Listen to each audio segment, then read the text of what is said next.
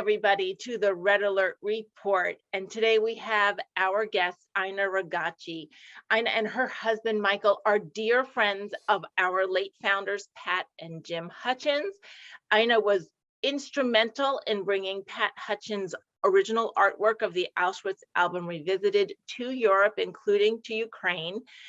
Ina has deep roots in Ukraine and with a particular community there. And I'm going to let her tell that story and our history together, working together for Holocaust education, and how we can today be helping the Jews in Ukraine that are unable to participate in Aliyah or otherwise escape, vulnerable communities who are stuck in place with limited or no resources, and how Ina knows the rabbi and has a direct link to the resources to help and how we're going to participate in that help.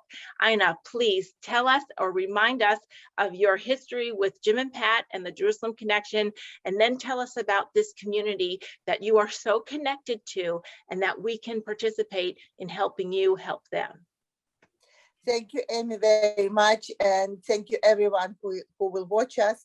I would like to say that our personal and organizational connection, both my husband's, Michael, and mine, and our Rogatchi Foundation comes back with Jim and Pat Hutchens back to over 20 years, and also simultaneously with the Jerusalem Connection. And I'm very grateful that we can continue to work together on emergency situation like that, because what we did together previously, it was many projects on various aspects of the Holocaust education, and actually we both and we always thinking that we will do it because it should not be repeated. And now we are in the situation where it's really very huge and tragic human crisis unfolding in front of our eyes, and Jews are one of the very essential targets in this crisis. So I wanted to remind all of you and tell to those who doesn't know that we brought Pat's exhibition of original art of Auschwitz Revisited to Europe, first to Poland, but then after I saw the perception of people in Europe of Pat's art, I suggested that we will bring it also to Ukraine. And to Ukraine, of all places, we had no option, because we had recently built Menorah Jewish Cultural Center, which is the biggest Jewish center in the world. It's a Stumpos building and fantastic organization, which was opened in 2012, but of course it took years to restore it. People who did it are the same people who restore financially Hurva synagogue in Jerusalem. And this project was very, very important, and it was several efforts to do it, but it actually was not done before this very same group of people who did Menorah Center, who was behind it financially, did Hurva. And then Hurva was completed in 2010. Menorah Center in Ukraine, in Dnipropetrovsk, or Dnipro now, was completed in 2012. The inspirational person behind all it is Rabbi Shmuel Kaminetsky, who is an exceptional rabbi, an exceptional person. He is a direct descendant of Rashi, of his mother's line. So he's brilliant mind, fantastic character, stern, kind. He is actually he's now in Dnipro with his community, leading his community. And he sent his family away, large family he sent away, but he stays behind with, I think, 400 men who are defending Menorah Center and defending community. You can't imagine all kinds of efforts what they are doing there.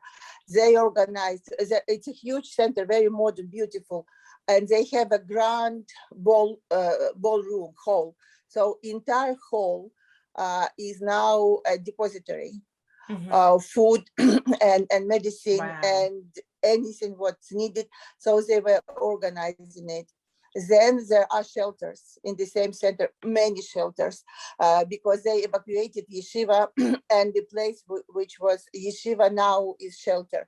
The situation there is like that people are refugees are running from the borders of Ukraine with Russia and Belarus, and on the way of their run, they know that there's a huge center, great people, great team. So they are actually accumulating there a lot, and a lot and a lot. and those people are coming there from the area of disaster. It's a huge humanitarian catastrophe. And people, so far, they found shelter and everything. But when you, Amy, and Shelly addressed us, and we were discussing what can we do together, I said to my husband, it's a God, hand of God, because we were thinking the same.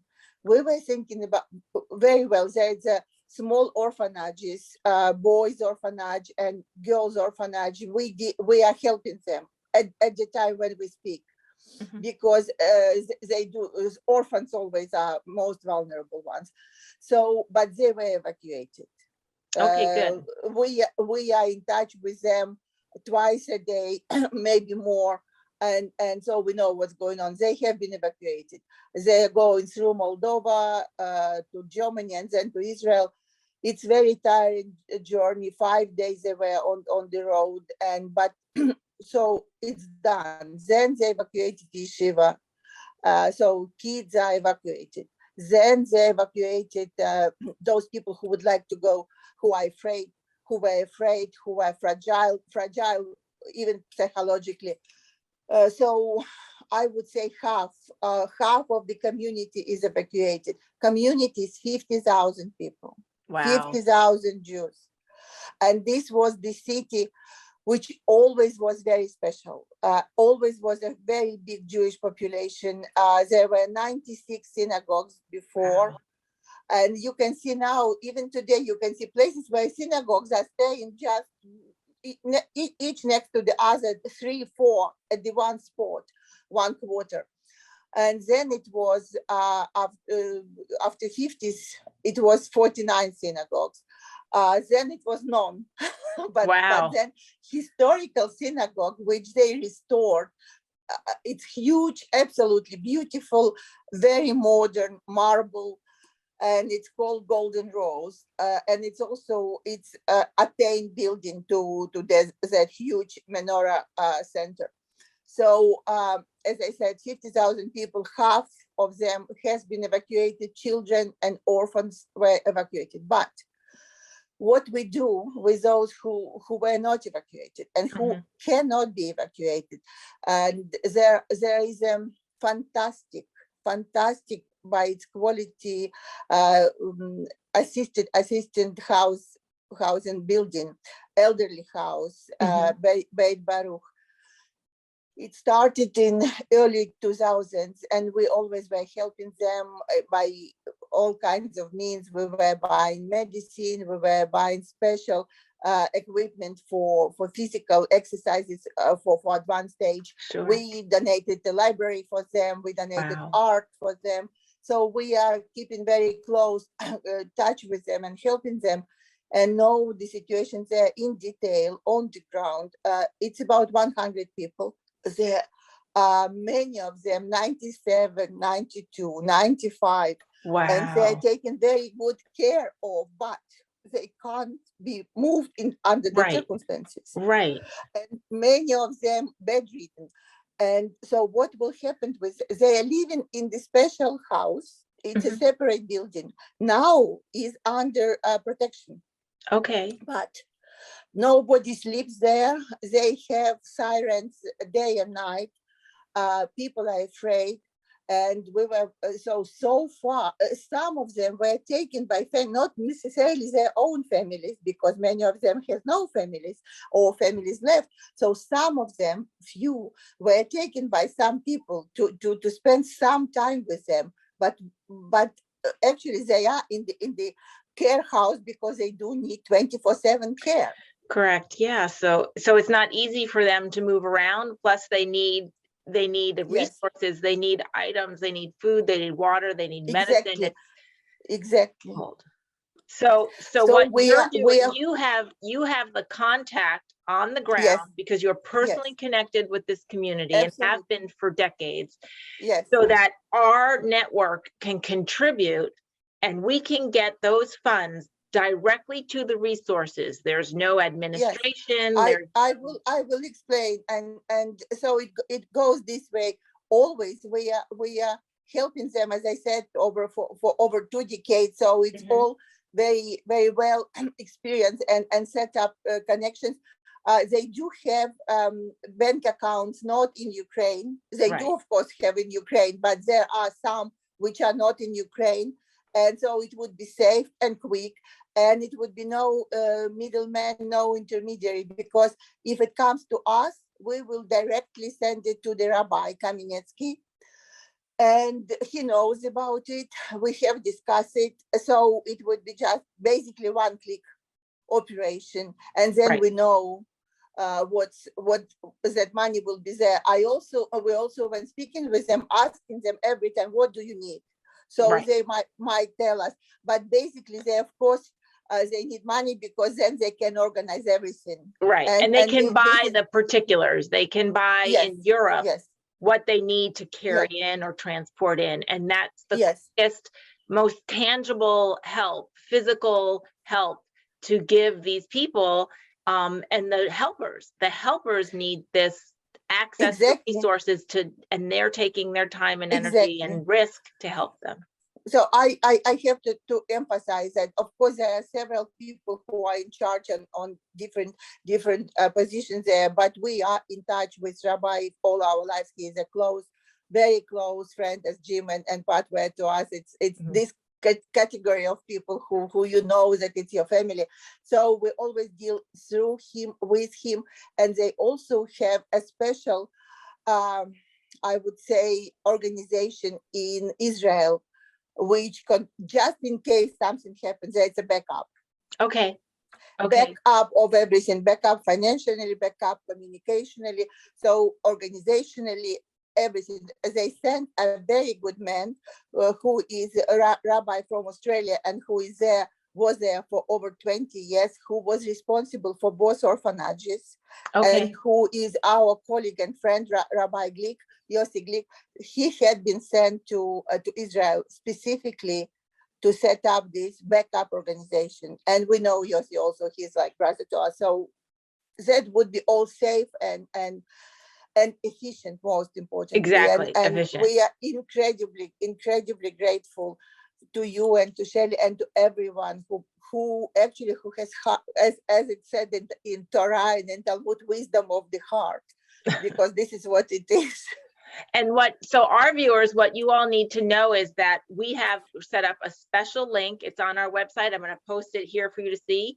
And that mechanism will mean that your donation for these Ukraine relief, for the orphanages, just continue to support them, even though they've Yes, exited the yes, we country. are, of course. And Yes, then the elderly, under the direct care and oversight of the rabbi, who are still in Ukraine, in that community that has such a rich history, and that Ina and Michael are so close to, and Jim and Pat and Shelly have visited.